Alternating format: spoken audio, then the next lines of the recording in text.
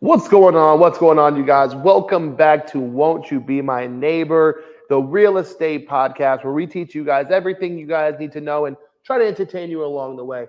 As always, I am here with my main man, Pots and Pans, Mr. Bill Gaylord. It was the fist pump. One of these days, dude. One of these days. One of these days. One of these days. And as always, the person who makes this look way prettier than it deserves. We got it. See? The little sprinkle. Bill, it's so easy. You just look. Can't get it right. Can't get it right. Welcome back, everybody. Today, we are going to do another comparison for you guys looking at California houses versus Las Vegas houses. Bill's going to run you guys a percentage so you guys can know an estimate of what it would cost. We're going to go over the differences, go over the values, the pros and cons of both. But first, I want to start with something that's been bothering me. Oh. What bothers you, Brandon? It's been bothering me. Well, I'm bothered. You're bothered. Tell us What's bothering you.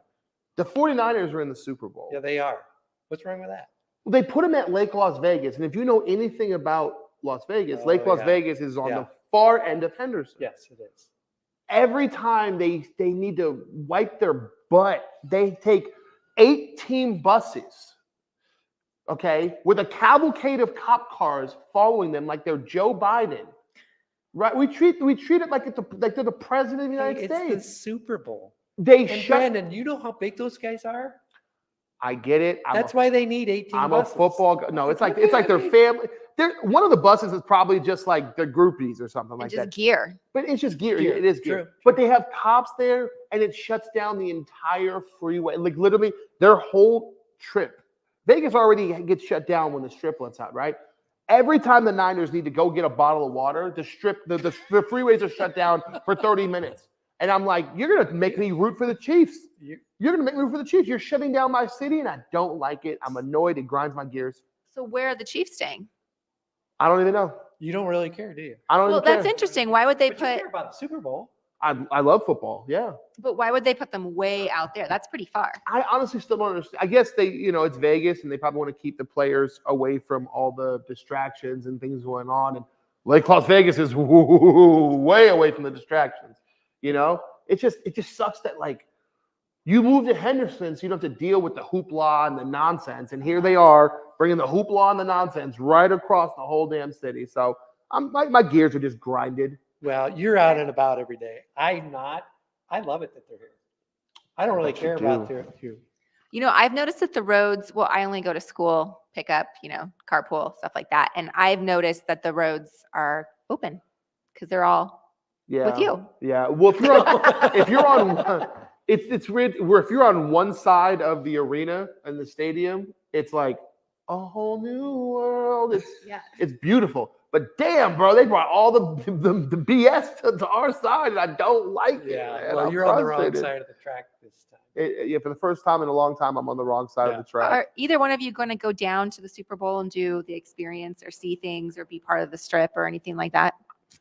Or the dinner reservations that you're $250 on the list for? No. On the wait list? I have made it my mission to do 0 Super Bowl experiences or events.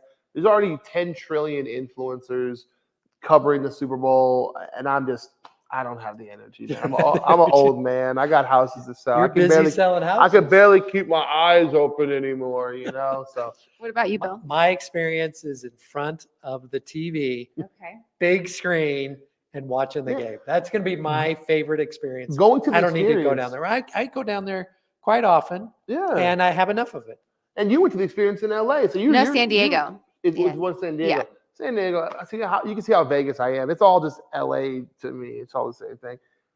To me, it's like, okay, people are like, oh, I'm going to the movies. And I'm like, you're going to pay $8 for popcorn and $20 for a ticket? You can just wait 2 months for it to be on Netflix and sit in your home and drink beer in your underwear. Like, going to the Super Bowl feels crazy to me. So funny thing, they had the Super Bowl experience, introducing all the teams. I had a realtor friend call me that day and said she was sick because she didn't drink any water because she didn't want to pay $12 for the water bottle. Yeah. And so she said she was dehydrated and it was just like a hangover for her.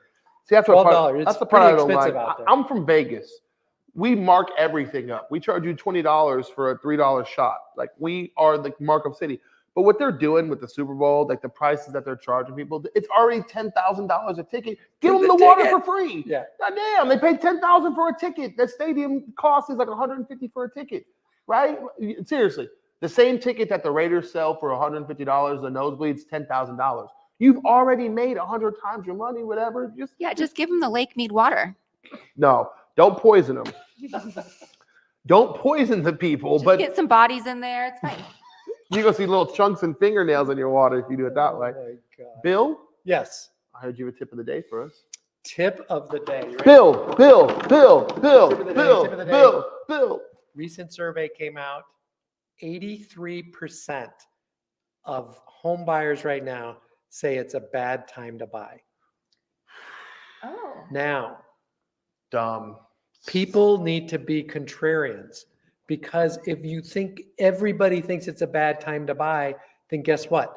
Nobody's buying. What happens when nobody buys? You can get better deals. You have more inventory on the market. So be a contrarian.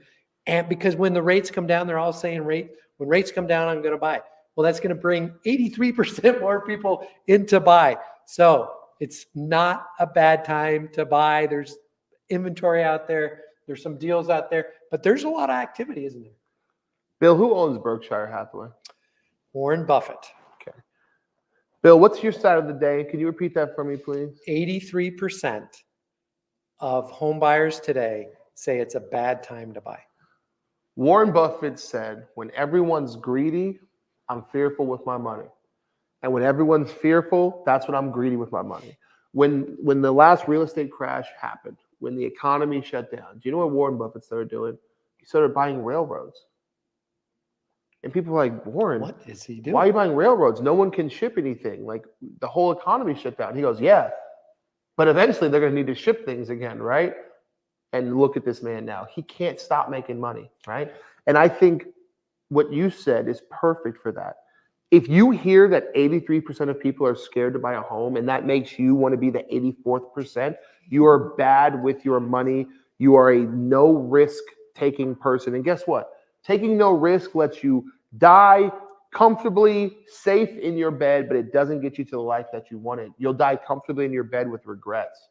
That's what low risk people do. They die comfortably in their bed with regrets, right? Because they take the same route every single day. Every They drink single the day. same coffee I like the same drink coffee. the same routine, coffee. But it's routine. yeah. It's routine. It's not, and you get stuck in that from day one. Yeah. And this is a great idea to talk about is, hey, maybe go a different route, maybe change your mind up, maybe, move some things around in your mind that can help you take these risks. Yeah. And I'm going to go back to Warren Buffett. Just recently, in the last, I think it's 4 months, Warren Buffett has invested over $800 million in home builders because there's not enough inventory. Yep. He knows the home builders are going to be building.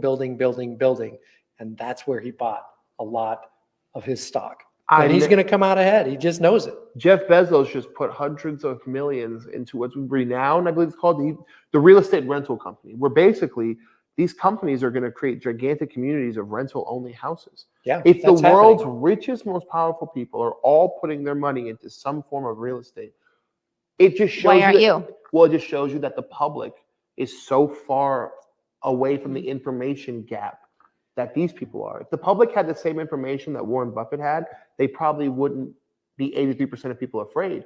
But what does the public get? Interest rates are high. Housing prices are high. There's going to be a crash. Everything, yeah. It's crash. We hear it all the time. I'm going to right? wait for it to go down. It's an election year. Rates have to come down.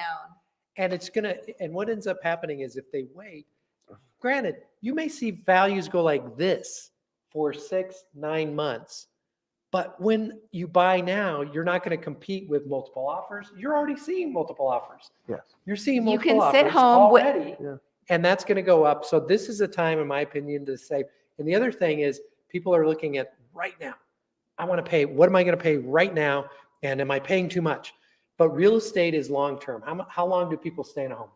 5 to 8 years on average. Easy. It's getting closer. It's getting closer with, to 10 It's now. getting closer to 10 years with the way things are changing and the way these houses are gaining equity.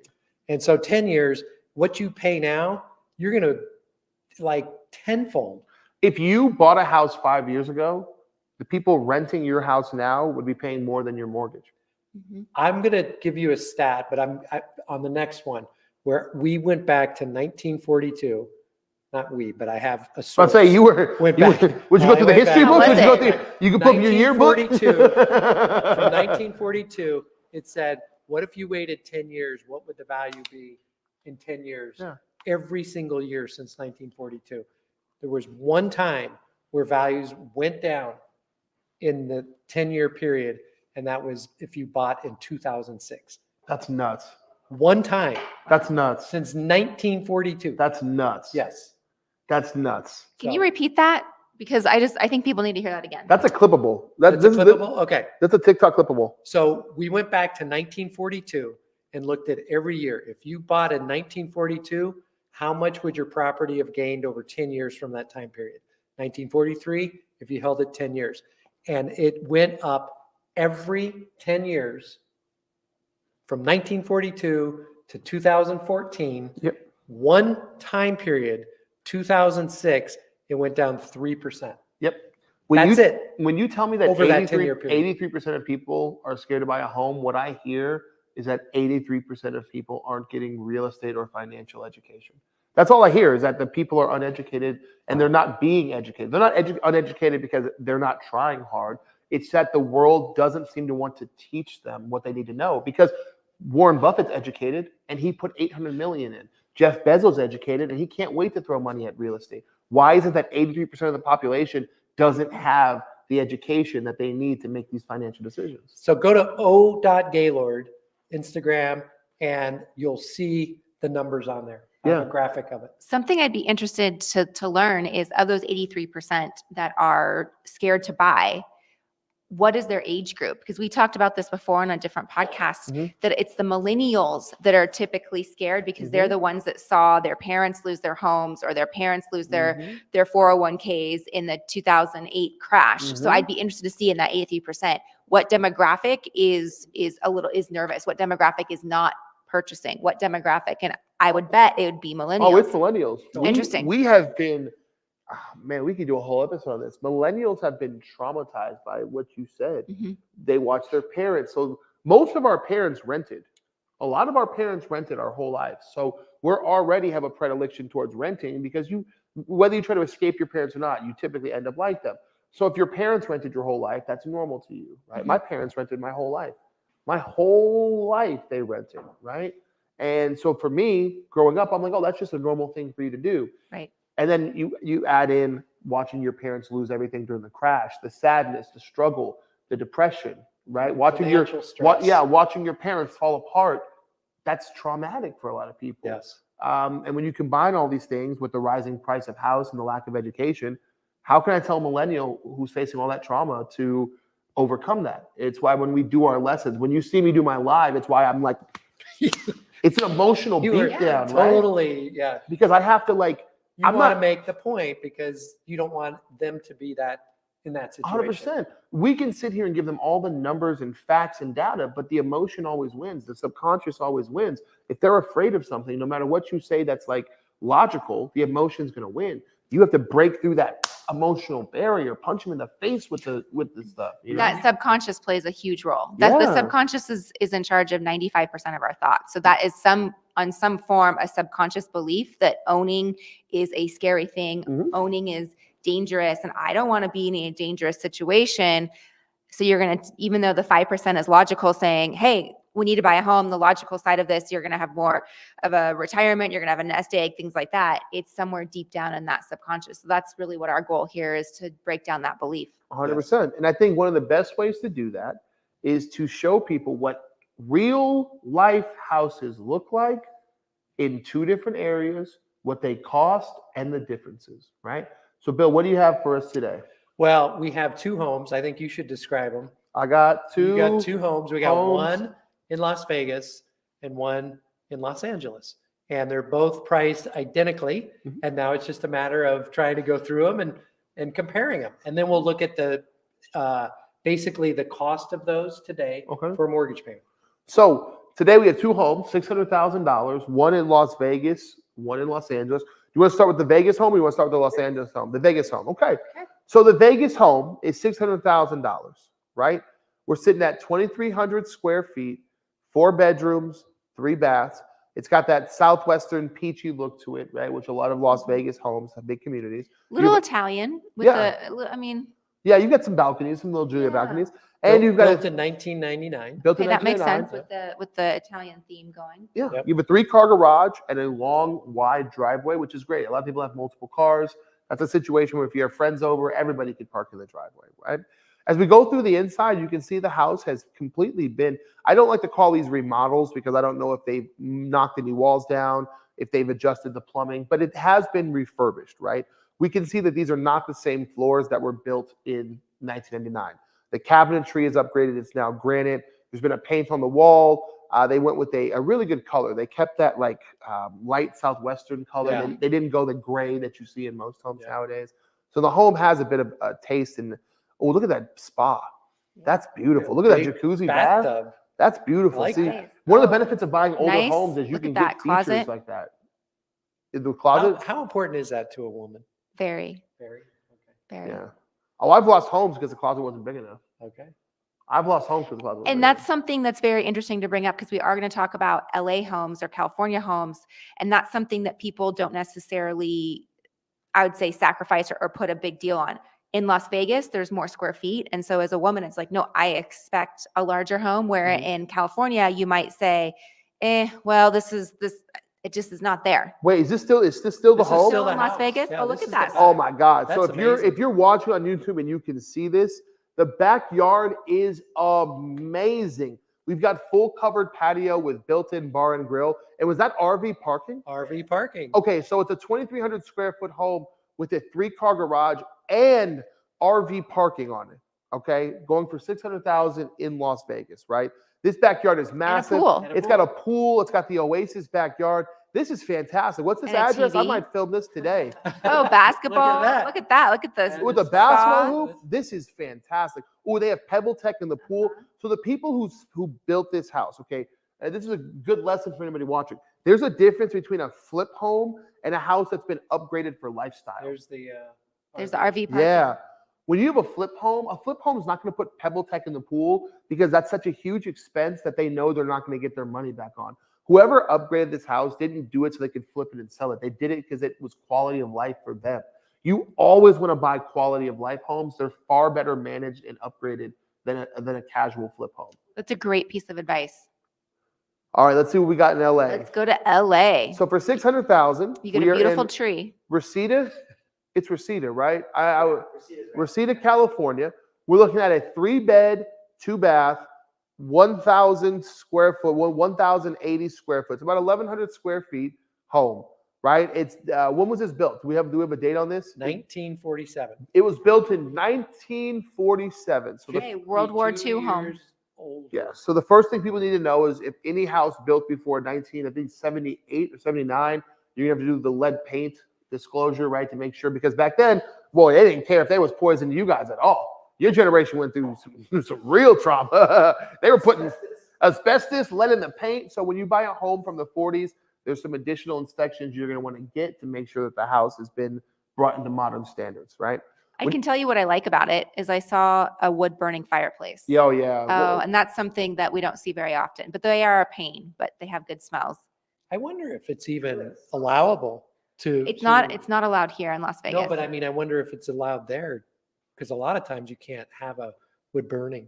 Yeah, I don't know. You buy the house, Even though you have it, you may not be able to use it. 100. That's something you probably look up with your HOA. It'd be an Yeah. HOA restriction, right? Or There's would it no be a city? HOA on this. Would it be a city ordinance? it'd be a One of the city. city ordinance? Yeah, before you guys buy a wood burning fireplace, make sure you look up your city or HOA ordinances and see that you're allowed to burn wood still, right?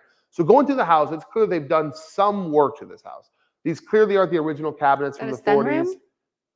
It's like a sunroom off the back. Having a sunroom in a house that's 1,080 square feet feels a little weird because that's probably taking up another, 150, 200 square Well, feet? Well, that may not be. It may part not of be, the- it might the- not be. Might be part of an added-on That might be exception. the it. added. I like the lemon tree.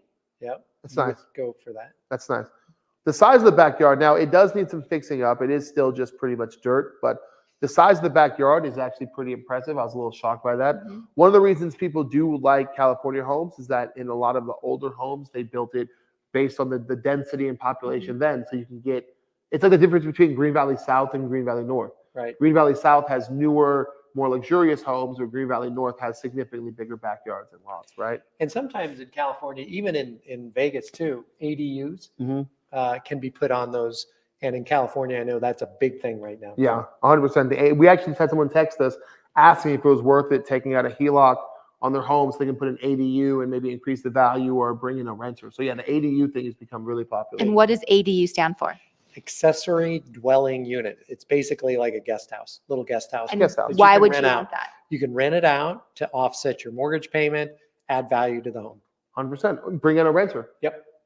Truthfully, it's most people are using it because California is so expensive that having your family or family member move into the guest house is cheaper than having them rent or own their own home. Or rent in California has become so crazy that you can be like, hey, you can rent my dwelling unit on my property. And from what I understand, there's also some capability of separating it out and actually selling it. So that'd be interesting. that I don't know all the details on that, but I can get somebody in touch Now, with that. question on ADU and financing. So let's say somebody wants to go purchase a home and they think, oh, this is going to be great. I can put an ADU on this property. Can they use that income as qualifying income Yes. to purchase a home with anticipation of renting it out? Yes. Or do they have to have something active already bringing in that income? Do they have to have a history of rental income? Or how would that work for qualifying? So the guidelines have recently changed Okay. where they can actually use the income for qualifying. That's huge. Yeah. That's huge. That's a huge. Yeah. Look It at me. I'm makes a big excited. I'm difference. excited You're for people about because, that, yeah. well, yeah, because look at this home in California. Someone might say, okay, well, I don't know if I can totally afford it, but if you want to put an ADU on there or do something, that is rental income you can take right now. You don't have to Instantaneous. have a 2-year Yeah. history or some sort of history to add that to your qualifying income. That's huge. Yes. Yeah, the fact that you can just start making a profit off of your home with just a small increase is great. So next we want to figure out, what does this cost, right?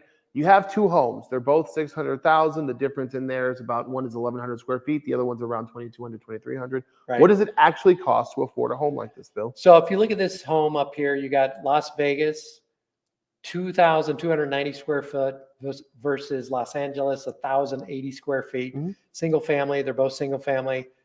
4 bed, 3 bath, 3 bed, 2 bath. I don't know if there was a garage or anything on the Los Angeles. I don't think there Yeah, I was. don't think it was. I think it was just driveway. They have a much newer home in Las Vegas, both $600,000, 10% down, 60,000 for down payment on each one of those. 540,000 would be the loan amount on that. Interest rate today, according to Mortgage News Daily, which is a great online resource, is quoting 6.97%. Varies daily. It's like the stock market, but Mortgage News Daily is a great resource. Principal and interest on that, $3,582 for each home. And then the real estate taxes makes a big difference. It's much less in Las Vegas because there's a law that the real estate taxes cannot go up by more than 3% per year in Nevada, in Las Vegas. It does not get reassessed, so your real estate taxes can stay low. And I've seen it actually at 0.2%. Yeah. On a couple properties. Yeah. So that could be a big difference. In California, the average real estate tax is about 1.1 to 1.25%. Sheesh. Here we've got 1.2. And so that's going to be about $600 a month. The property's reassessed. The new buyer gets hit with a higher tax payment, which is probably close to double what it is right now. Jeez. So hazard insurance, probably going to be a little bit less in Las Vegas, but I'm going to say it's going to be the same in Las Vegas versus Los Angeles. There's not any like real big. I had a new build, and this is like perfect timing. I had a new build that we just closed on yesterday. The buyer called me about hazard insurance. She said her hazard insurance on the new build was $26 a month. Wow. That's pretty incredible. So unbelievable. There's no like natural disasters in Nevada as compared to California. So it's Yeah. typically getting better. And there's unfortunately a lot of insurance companies pulling out of California. And right now, California is flooding, and then it's going to do a landslide. There's some mudslides right now going on. So then you have mortgage insurance, which is going to be a little bit less. This is just an average for a good FICO borrower, about 0.28% because it's 10% down. Yeah. And then in Las Vegas, there is an HOA fee of $35, very reasonable. So the payment for the Las Vegas home that is more than twice the size of Los Angeles, $4,163 versus Los Angeles, around $4,448. Yeah. So it just depends on, where you want to live. And Vegas, you get more for your buck, no doubt. I think, we try to find two good houses at two good price ranges. And the big factor, it isn't just size, it's what you mentioned on the back end. It's property taxes, right? We have a buyer right now, Daniel, who we just put in under escrow. And he said to me, he goes, when I first started doing my calculations, I was factoring it based on California prices. So that's why I wanted to stay at like $450,000. But once I factored in what I was saving on property taxes in Nevada, once I realized what I was saving on state taxes and the cost of living, he goes, I feel comfortable going up to $500,000 because it's essentially, I'm paying the same amount of money, right? And that's ultimately the difference. It's what you are comfortable spending above what you started with because you're not paying those back end prices. Yeah, it makes a big difference. And even homeowners insurance can make a little bit of a difference as well. Yeah. You know what would make a big difference? What would make a big difference? If I didn't have those damn 49ers driving across still bothered my by that. I would have, man. you know what? I'm going to say this. San Francisco fans, you can get as mad at me as you want to. I would have rather had the Detroit Lions. What? I would have rather had the my Detroit gosh. Lions in my Super Bowl in Las Vegas. Well, let's talk about lions. You want to talk about lions? It's my animal fact. The Other day? animal fact? Yeah. Animal fact. Animals. So this Animals. is interesting about lions. And I thought that lions, well, they're territorial. They live in prides, right? We all know that from Lion King. And so I thought from watching Lion King, because they talk about Simba going back to the Pride and Pride Rock, I thought that they resided in, like they picked a spot and they stayed there, right? Okay. Like die hard, like this is where we live. And they're not, they're territorial. They actually move around. And so I thought this was really interesting. They do stay in packs, but they do move around. So I thought kind of like, Oregon Trail, how everybody moved west during the Oregon Trail, right, for a better opportunity. Well, you have died of what did you die of? You died of dysentery. So I was thinking, so lions are territorial, so they're going to move to Vegas. It's going to be a better opportunity. You need to go with your pride, go with your family, and move to Vegas for a better opportunity, because they looked at shade. That was really important to lions, like the shade. We don't have a lot of shade in Vegas. Yeah, we do. We have big tall Summerlin buildings. does. We have the Red Rock. We have Red Rock. Yeah, that'd be an excellent That'd be pride. great. That'd be an That would excellent be pride. good. Yeah, but they look at things like food, and they look at things, how can they hunt? How can they feed their families? So I just think that the lions are opportunistic, and you want to stay on the opportunistic phase, you can move to Vegas. You can be the 83% of people who are sheep, or you can be the 17% that are lions. Lions. Do you want to be a sheep? lion. That's what we should name the episode. Do you want to be a sheep or a lion in real estate? And I think we're trying to teach people how to be a lion. Just don't be 49ers and drive across my goddamn city and ruin traffic for everybody because you need 18 buses. Calm down. It's okay. Almost over. It's almost over. We only have a few more days. I was so excited to have the Super Bowl here, and now I'm like, go away. No, it's never awesome. come This back. Is so awesome. So anyway. Hey, I want to thank everybody for being here today. Bill, as always, thank you for showing up. Let the people know how to reach you. Bill does work all 50 states. It's one of the reasons why I wanted to have him on, because no matter where you're watching from, I want to make sure that you're able to get help. So, Bill, how do they reach you? Easiest way to go is billgaylord.com. You can schedule an appointment. We can go through a 30-minute consult. It's free. And just figure out how to get you into a home. Love to do it. Alexandra. Not Alexandria. Not Alexandria. If you call her Alexandria, you're banned. You're blocked. Blocked. You're blocked. Or Alex. Yeah, she's not Alex. Her name is Alexandra. Sandra. You got to say the whole thing, like a pimp named Slickback. It's the whole thing. You got to say the whole thing. You can go to Alexandra Harbushka on Instagram, and you'll find me there. Alex Harbushka. No, not Alex. It's not Alex. Whoa, It's Alexandra. I'm blocked from my own show. I'm blocked. I'm blocked. Blocked. Alexandra. That's such a good, like, that's such a strong, like, you could have been the queen of Russia at some point in your life. You could have been. Yeah, but- Alexandra Harbushka. But she was murdered, the Queen Alexandra. I mean, bizarre. you take some risks. Running Russia is a dangerous venture, right? Like, Yeah. Oh my gosh. As always, I'm Brandon from Vegas. You can see it on the shirt. You can see it if you just type it into Google. You can find me pretty much anywhere. We're going to make sure to have Bill's links in all of the description boxes. So if you guys want to reach him on my channel, on his channel, it's going to be available for you guys. My links are available pretty much everywhere. You just click on the bio, click on the link tree. You can reach me directly. And yeah, man, it's been another great episode. We're going to keep these things rolling. Come and be my neighbor. Let me know what animal fact you